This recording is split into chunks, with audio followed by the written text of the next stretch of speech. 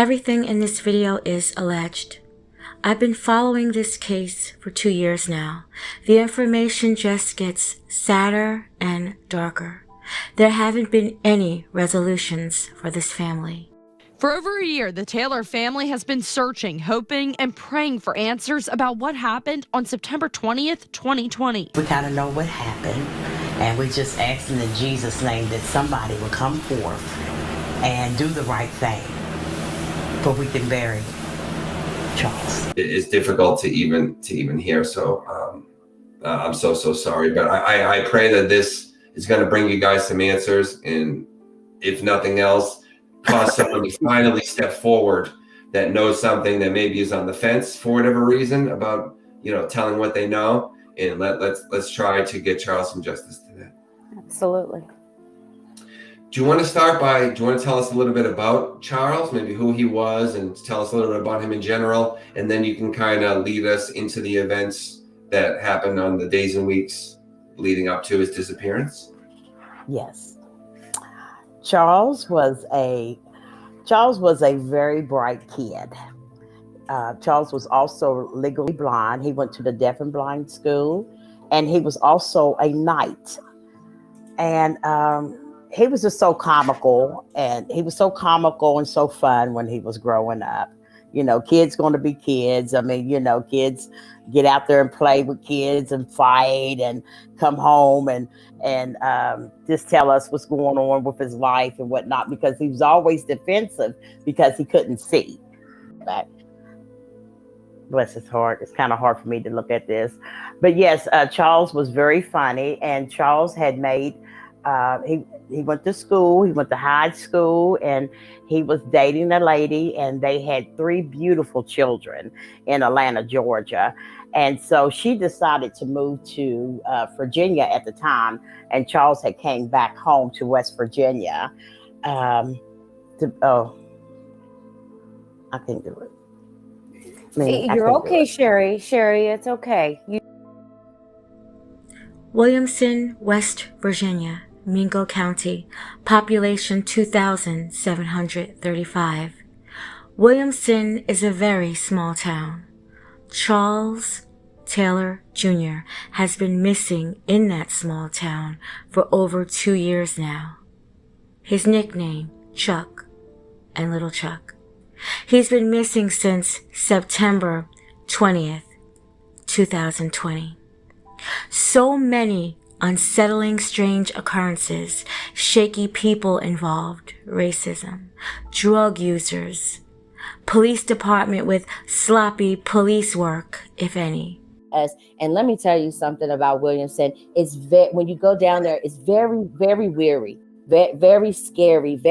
You just get this vibe that something is not right in that town. People were always following us just to see what we were doing, and shouting things out the window. I had my son out there, posting up posters, and he was telling me that, people were screaming derogatory things to him out the window. And it's just like, wow, like nobody wanted to help us. That's the feeling that we got. One lady comes up to us, and she's like, yeah, I heard about your brother. He some people cut him up over on Vincent Street, and we're like, what? Yeah, I'm Charles Taylor's brother. One thing I wanted to be able to talk about what we found, because I was with her. We went up to the house at 9:34. Is this the house right here that I'm showing on screen? Is that the one you guys are talking about? That's it right there. Now, right there on the front porch is where I found a bloody glove. It was, and there was nobody was there at first. But when we came up there, I walked around the house, just to, because it looked abandoned. Nobody was in there. I walked towards the front porch, and we found some bloody gloves. Okay, so this is the house that the lady had said that my brother was murdered in. So, I'm thinking it's an abandoned house. I kicked in the door. So I go inside the door. There's blood-stained carpet on the floor. There was an axe. There was a big assortment of knives on the table. Some of them had red residue on it. I go outside in the back, in the rear of the house. there was a lot of carpet that was already taken up. Okay. It was stained through. Now, my mother had called the chief of police and the county commissioner. The county commissioner accompanied the mayor. I'm sorry, the mayor accompanied the chief of police over there. But while they're on the way, somebody comes up to the house, and he's like, "Hey, what are you doing? This is my house." And so me and him get into a confrontation because I'm like, "Well, you know, I thought this house was abandoned, but first and foremost, above all, there's blood everywhere, bloody carpet everywhere, and somebody's telling me that my brother's been murdered in here." And so he goes to tell me that he knows my brother, but during the time of his disappearance, my brother, he was incarcerated, and people had been staying at his house that he didn't know. So how much later is this then? If he had been incarcerated, how much from when you're at the house talking to him, from when your brother, how much longer later? My brother went missing on the 18th. He had got out of jail on the 23rd, and he had told me that he was in the he didn't know who was staying at his house, but he had noticed that carpet was being taken up from the floor, but he was trying to clean it up. And I asked him, I said, you know, this doesn't look suspicious to you. You never had any idea to call the police or anything? Oh no, I don't fool with the police or anything like that. I get consent from him to go and have a look inside the house, the residence. Okay, from the guy who said he stays there. Okay, they go inside, they collect knives, gloves, a lot of cleaning supplies, industrial strength cleaning supplies. They collect these things, and they said they were going to, you know, put them in evidence, but you know, we have there's a set procedure for collecting evidence, and here in the state of West Virginia, it's supposed to go to the West Virginia State Police for their crime lab. Okay. This was something that was just thrown in. These were just items that were thrown in paper bags, and the bloody carpet was put in the back of the mayor's truck, and he took it home and put it in his garage for safekeeping. These items have still not been introduced to the state police.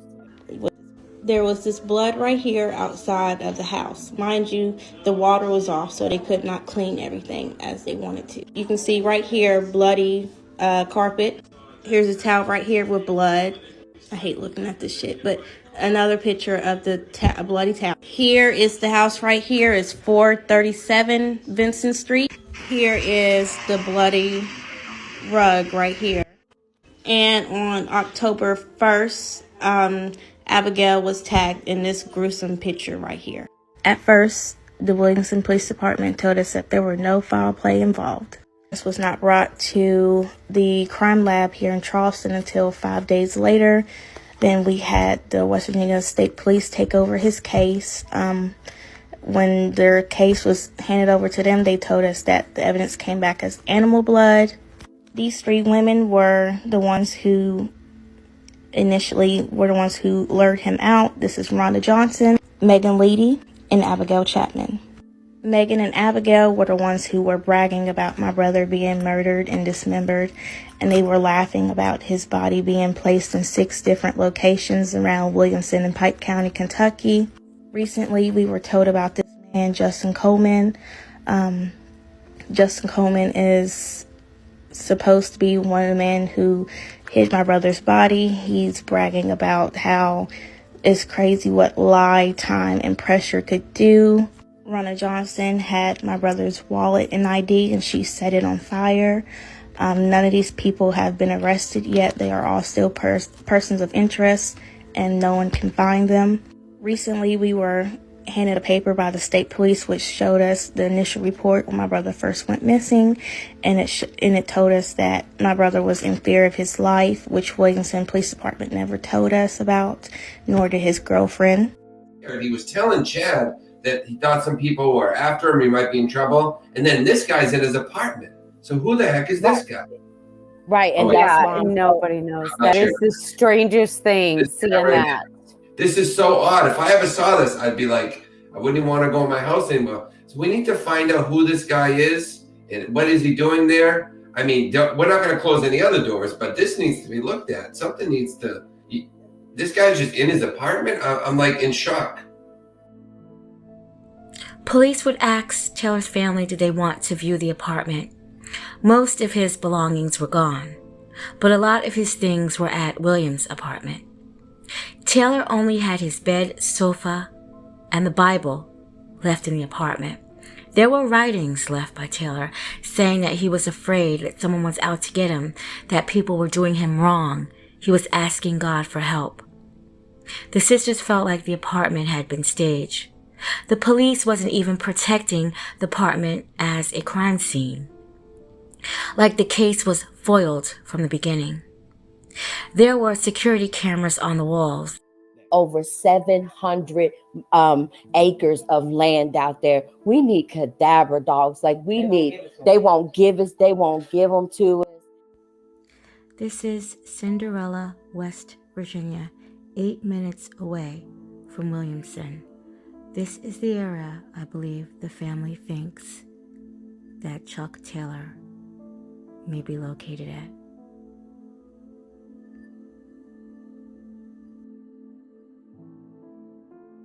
So on September 18th, 2020, the missing persons report, remember, was not filed until September 20th.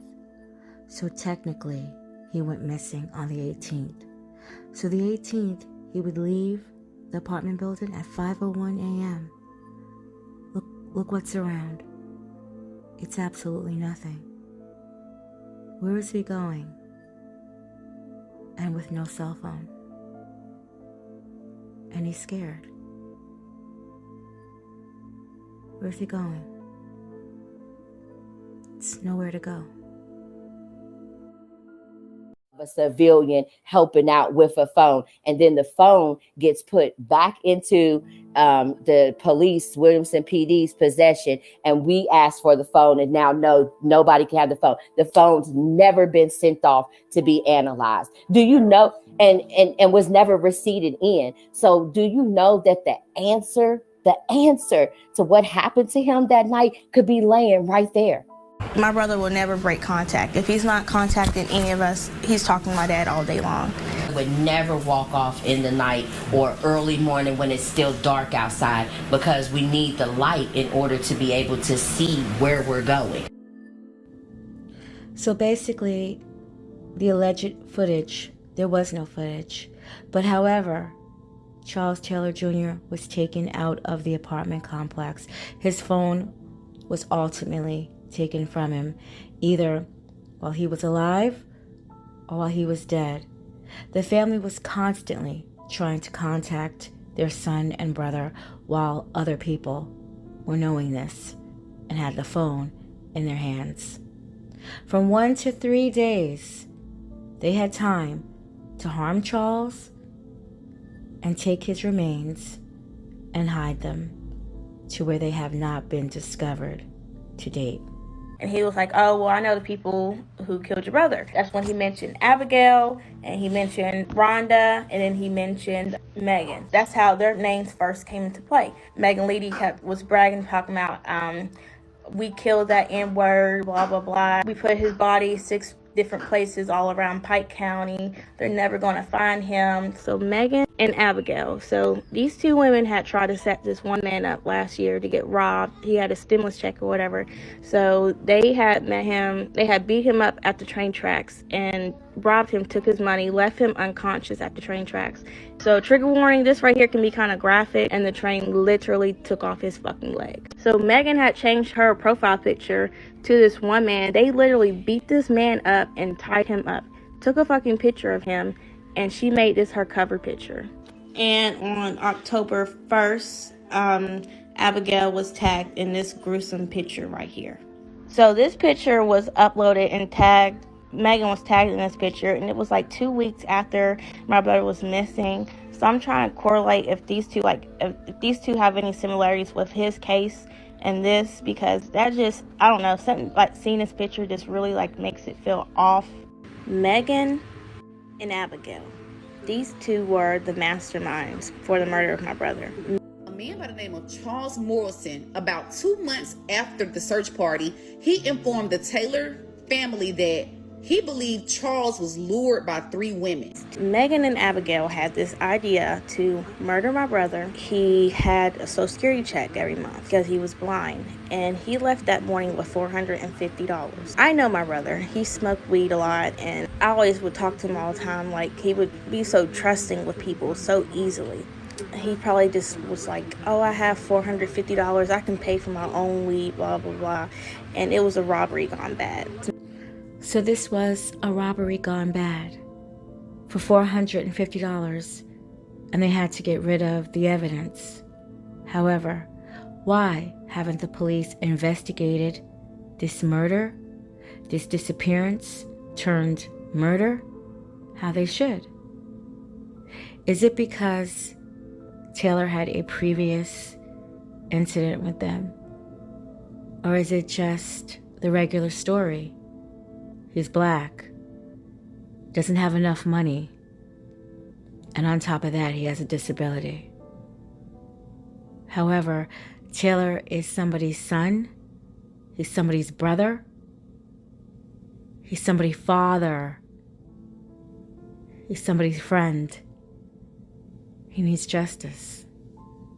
I have over 23 recordings of a guy named Charles Morrison who would call my mom and call my sister, mainly my sister, and tell her, oh yeah, your brother's over in Big Split Holla, cut up. And I'm like, what? I mean, he would just, he and that the police had something to do with it. All of a sudden, a phone appears. Who does the phone appear by? Alexis, the detective that took Chuck's initial missing report, Lane. He calls me and tells me, yeah, Alexis just brought a phone down here, and she claims that she found it inside of a box spring mattress. And I'm like, what? They get the phone, and do they send it off? They go and give it to another civilian, and we feel like the case is being mishandled, and we also want to know, where is that phone at? He proceeds to tell my family, Chief Dotson said that you have the phone in your possession. He said, I don't have that phone.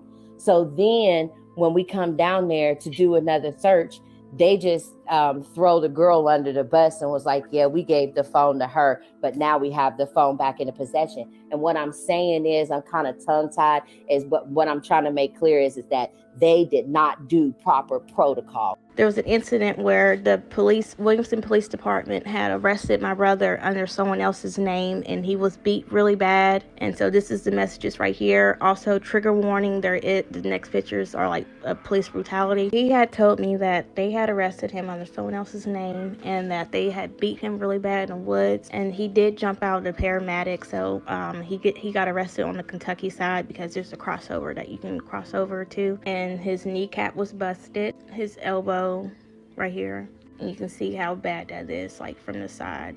He did tell me that he was in fear of his life from living in Williamson. Do you know this family receives death threats? This family is being made fun of, chastised, and ridiculed for even looking for their missing loved one, even wanting to know what happens, getting threatened. You'll get chopped up and dismembered like your brother. It's awful.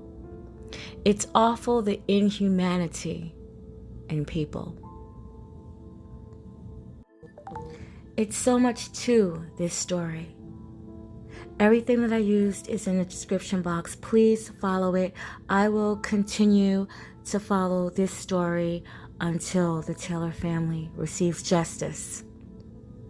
Like I said in part 1, so many unsettling, strange occurrences, shaky people involved, racism, drug users, and a police department with sloppy police work, if any. The police officers and higher-ups known for shady dealings.